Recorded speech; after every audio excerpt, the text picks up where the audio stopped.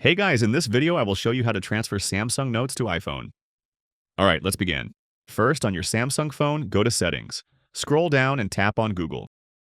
Then select your account. Tap on Manage your Google account, then open Password Manager. Ensure your Samsung Notes are synced with this account. Next, on your iPhone, go to Settings, scroll down and tap on Apps, then select Calendar. Tap on Accounts, then tap Add Account. Choose Google and sign in using the same account from your Samsung. After logging in, your synced notes will appear on your iPhone. Another method is to share notes manually.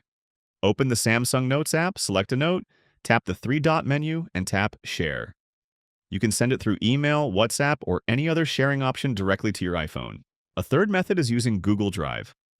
Open a note, tap the three-dot menu, select Send, and upload it to Google Drive. Then on your iPhone, open Google Drive and download the notes. So that's basically how you can transfer Samsung Notes to iPhone. And that's it for this video. If you find this helpful, consider subscribing and giving this a big thumbs up. Thanks!